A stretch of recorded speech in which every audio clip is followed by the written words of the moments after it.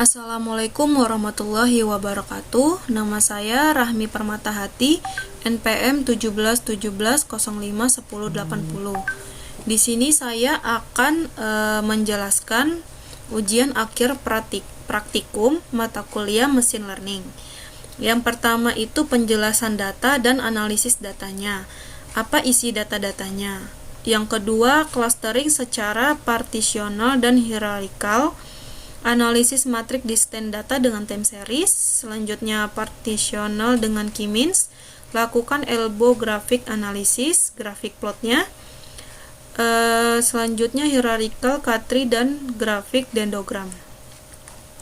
Yang pertama saya akan menjelaskan datanya dulu. Jadi datanya itu adalah data pemetaan tanaman menggunakan kumpulan data radar optik gabungan. Jadi jumlah datanya ini ada 325.834 data dengan jumlah atribut itu 175 atribut. Informasi kumpulan datanya itu jadi ada 7 kelas jenis tanaman untuk kumpulan data ini, yaitu yang pertama jagung, kacang polong, kanola, kedelai, oat, gandum, dan broadleaf. Informasi atributnya yaitu ada 175 atribut, termasuk di dalamnya itu satu itu kelasnya. Yang kedua itu F1 hingga F49 fitur polaritmetric pada 5 Juli 2012. Yang ketiga F50 hingga F98 fitur polaritmetric pada 14 Juli 2012. Yang keempat F99 hingga F136 fitur optik pada 5 Juli 2012. Yang kelima F137 hingga F174 fitur optik pada 14 Juli 2012. Jadi rinciannya ini ada labelnya itu jenis tanaman kelasnya. Jadi F1 sampai F49 itu F49 ini. Nah, ini jenis rincian datanya 174 data. Selanjutnya kita langsung read datanya. Kita tunggu sebentar read data.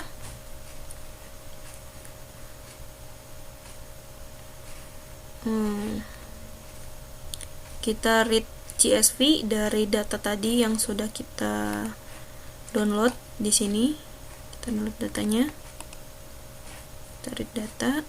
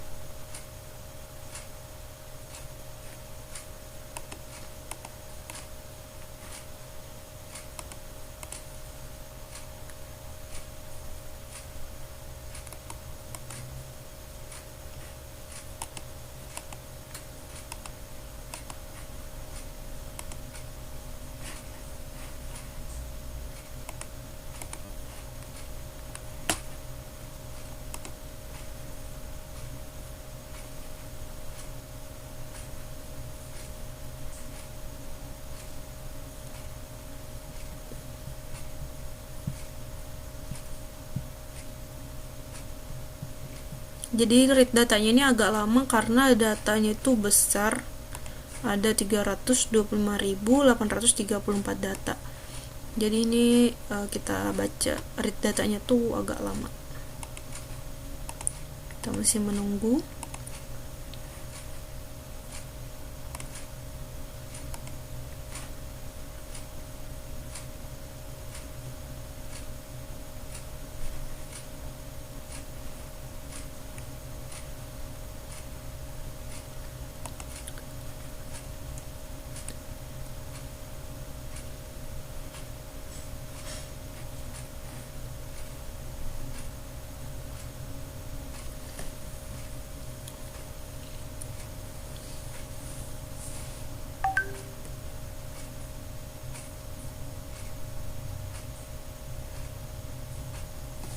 Nah, ini datanya sudah terbaca.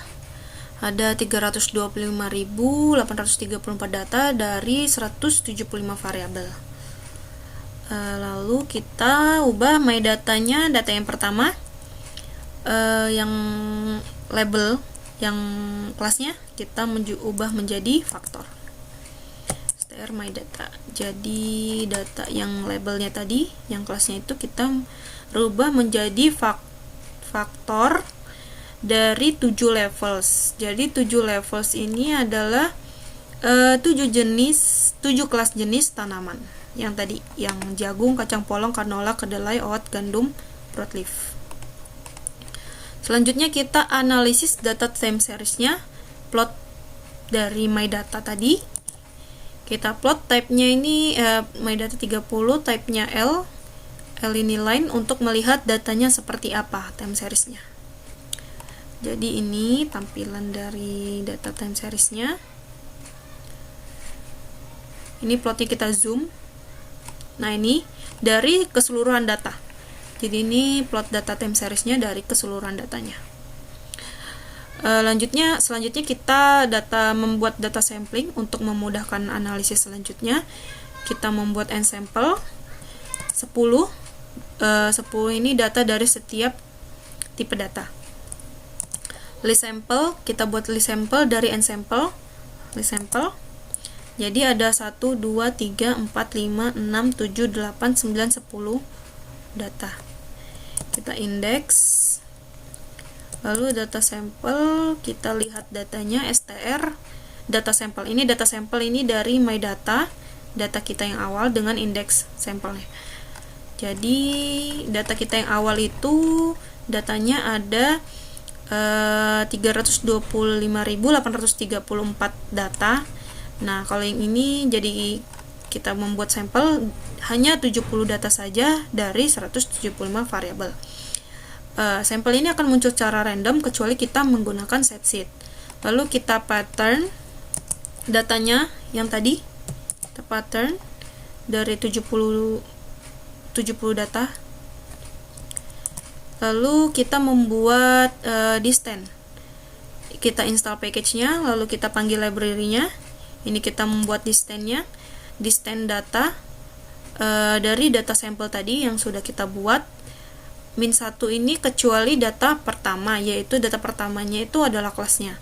Metodenya itu DTW karena kita menggunakan library DTW. Ini metodenya DTW. Kita tunggu sebentar. Distance datanya. Oke, udah jadi kita langsung saja partisi data dengan K-means. K-means-nya ini kita bagi menjadi 10 cluster. Kita bagi menjadi 10 cluster. Nah, ini ada 10 cluster dengan size 6, 7, 5, 7, 11, 8, 4, 4, 7, 1. Bagi menjadi 10 cluster. Selanjutnya kita analisis elbow graphic analysis untuk mencari optimal clusteringnya itu optimalnya itu berapa ya, kita bagi clusternya. Jadi install package-nya dulu, panggil library-nya, set sheet. Kita langsung saja dari distance data tadi, dari distance data terus K-means distance data,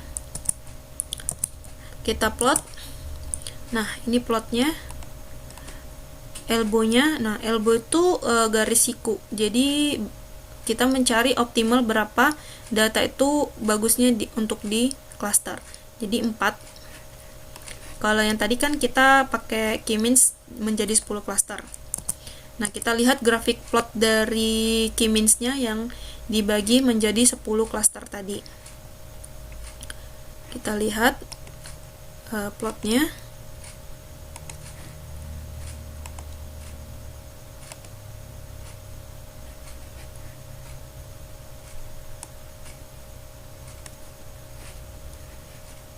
Nah, ini adalah plot tadinya yang dari K-means ada 10 cluster. Ini plotnya.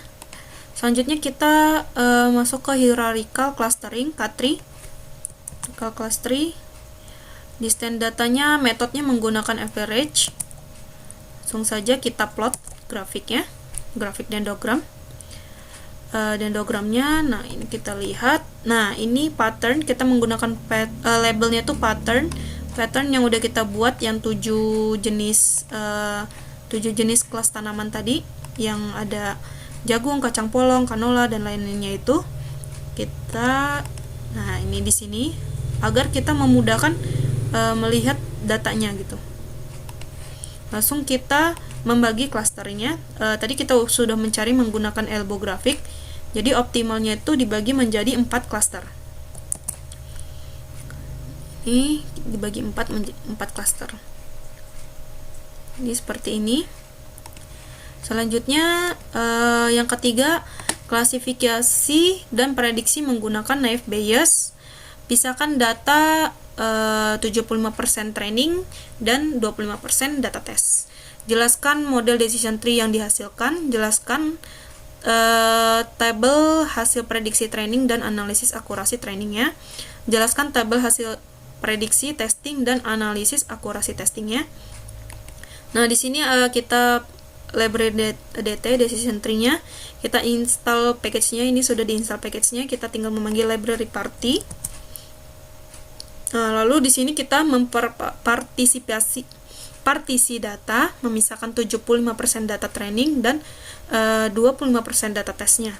Kita set sheet 1, 2, 3, 4, index sampel, and row data sampel yang tadi yang sudah kita buat sebelumnya, yang 70 data dari 175 variabel, probability 75% data training, replace-nya true, probability-nya 75% data train, 25% data test. Selanjutnya kita data train. Jadi data train ini ada 57 data dari 175 variabel. Data test ada 13 data dari 175 variabel. Jumlah keseluruhan ini ada 70 data. Kita model klasifikasi dengan decision tree. Model label ini kelasnya tadi.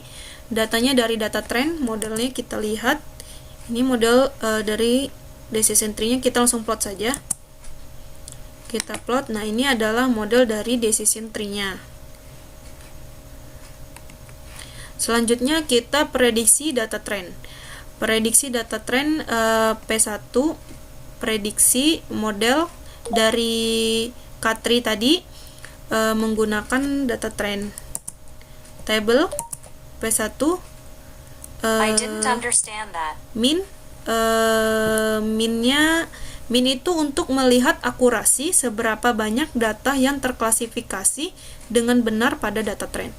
Jadi ada 91% data yang terklasifikasi dengan benar pada data trend ini. Selanjutnya kita prediksi menggunakan data test table min. Nah, sama min ini untuk melihat akurasi seberapa banyak data yang terklasifikasi dengan benar pada data testnya. Pada data testnya ada 84% data yang terklasifikasi dengan benar pada data tes. Sekian penjelasan ujian akhir praktikum mata kuliah Machine Learning. Wassalamualaikum warahmatullahi wabarakatuh.